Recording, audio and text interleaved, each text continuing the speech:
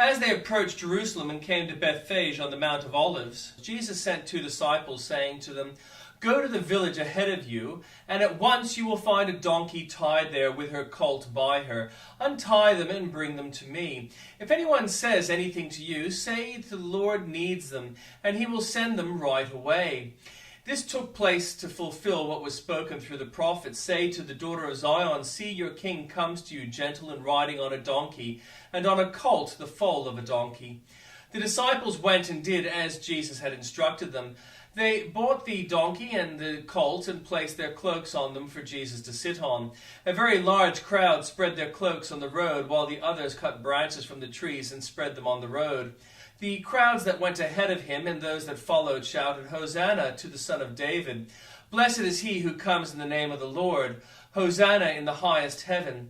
When Jesus entered Jerusalem, the whole city was stirred and asked, "Who is this?" The crowd answered, "This is Jesus, the prophet from Nazareth in Galilee." Jesus entered the temple court and drove out all who were buying and selling there. He overturned the tables of the money changers and the benches on those selling doves. "It is written," he said to them, "My house will be called a house of prayer, but you are making it a den of robbers." The blind and the lame came to him at the temple, and he healed them. But when the chief priests and the teachers of the law saw the wonderful things he did and the children shouting in the temple courts, "Hosanna to the Son of David," they were indignant. "Do you hear what these children are saying?" they asked him. "Yes," replied Jesus. "Have you never read from the lips of children and infants, 'You, Lord, have called forth your praise'?" And he left them and went out to the city of Bethany, where he spent the night. Early in the morning, as Jesus was on his way back to the city, he was hungry. Seeing a fig tree by the road, he went up to it, but found nothing on it except leaves. Then he said to it, "May you never bear fruit again." Immediately the tree withered. When the disciples saw this, they were amazed. "How did the fig tree wither so quickly?" they asked. Jesus replied, I tell you, if you have faith and do not doubt, not only can you do what was done to the fig tree, but also you can say to this mountain, 'Go throw yourself into the sea,' and it will be done. If you believe, you will receive whatever you ask for in prayer." And the Old Testament reading, "Build an altar of acacia wood 3 cubits high. It is to be square, 5 cubits long and 5 cubits wide. Make a horn at each of the 4 corners, so that the horn and the altar are of one piece. And overlay the altar with bronze. Make all its utensils of bronze, its pots to remove the ashes, and its shovels, sprinkling bowls, meat forks, and fire pans. Make a grating for it, a bronze network, and make a bronze ring at each of the 4 corners of the network. Put it under the ledge of the altar so that it was halfway up the altar. Make poles of acacia wood for the altar and overlay them with bronze. The poles are to be inserted into the ring, so they will be put on 2 sides of the altar when it is carried. Make the altar hollow out of boards. It is to be made just as you were shown on the mountain. Make a courtyard for the tabernacle. The south side shall be 100 cubits long, and it is to have curtains of finely twisted linen, with 20 posts and 20 bronze bases, and with silver hooks and bands on the posts. The north side shall also be 100 cubits long, and is to have curtains with 20 posts and 20 bronze bases, and with silver hooks and bands on the posts. The west end of the courtyard shall be 50 cubits wide, and have curtains with 10 posts and 10 bases. On the east end toward the sunrise, the curtain shall also be 50 cubits wide. Curtains 50 cubits long are to be on one side of the entrance with 3 posts and 3 bases, and curtains 15 cubits long are to be on the other side with 3 posts and 3 bases. For the entrance of the courtyard, provide a curtain 20 cubits long of blue, purple, and scarlet yarn and finely twisted linen, the work of an embroiderer, with 4 posts and 4 bases. All the posts around the courtyard are to have silver bands and hooks and bronze bases. The courtyard shall be 100 cubits long and 50 cubits wide, with curtains of finely twisted linen 5 cubits high, and with bronze bases. All the other articles used in the service of the tabernacle, whatever their function, including the tent pegs for it, and those for the courtyard, are to be of bronze. Command the Israelites to bring you clear oil of pressed olives for the light, so that the lamp may be kept burning. In the tent of meeting, outside the curtain that shields the ark of the covenant law, Aaron and his sons are to keep the lamps burning before the Lord from evening till morning. This is to be a lasting ordinance among the Israelites for the generations to come. Have Aaron your brother brought to you from among the Israelites, along with his sons Nadab and Abihu, Eleazar and Ithamar, so that they may serve me as priests. Make sacred garments for your brother Aaron to give him dignity and honor. Tell all the skilled workers to whom I have given wisdom in such matters that they are to make garments for Aaron for his consecration, so he may serve me as priest. These are the garments they are to make: a breastpiece, an ephod, a robe, a woven tunic, a turban, and a sash. They are to make these sacred garments for your brother Aaron and his sons, so they may serve me as priests. Have them use gold and blue, purple and scarlet yarn, and fine linen.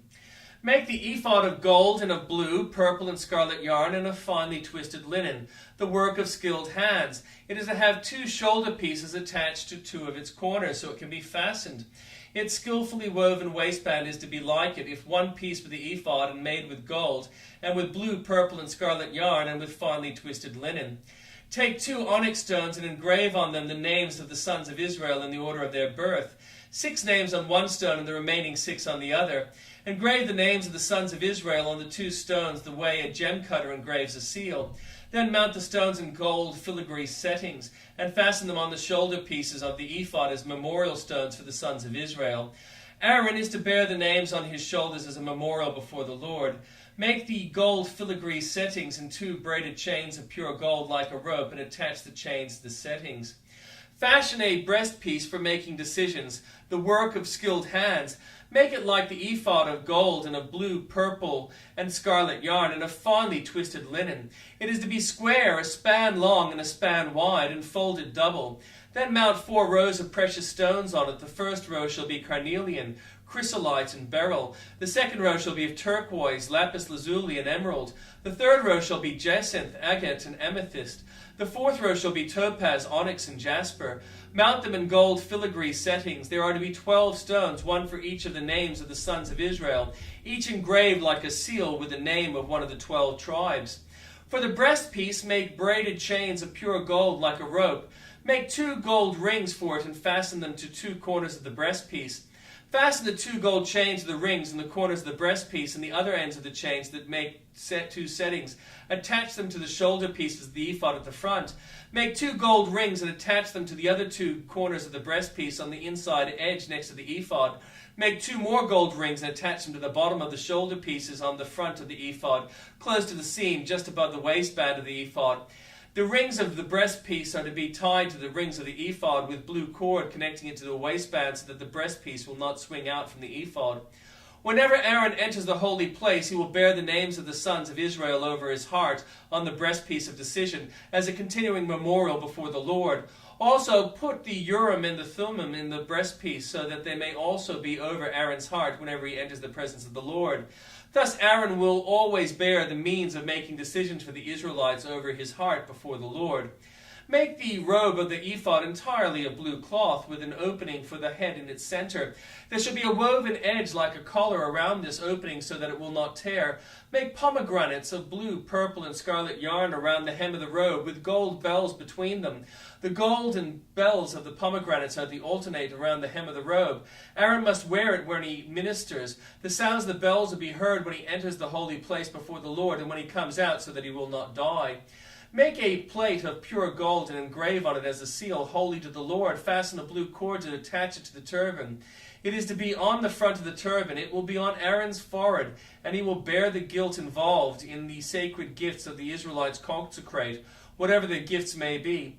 It will be on Aaron's forehead continually, so that they will be acceptable to the Lord. Weave the tunic of fine linen and make the turban of fine linen. The sash is to be the work of an embroiderer. Make tunics, sashes, and caps for Aaron's sons to give them dignity and honor. After you put these clothes on your brother Aaron and his sons, anoint and ordain them. Consecrate them so they may serve me as priests. Make linen undergarments as a covering for the body, reaching from the waist to the thigh. Aaron and his sons must wear them whenever they enter the tent of meeting or approach the altar to minister in the holy place, so that they will not incur guilt and die. This is to be a lasting ordinance for Aaron and his descendants.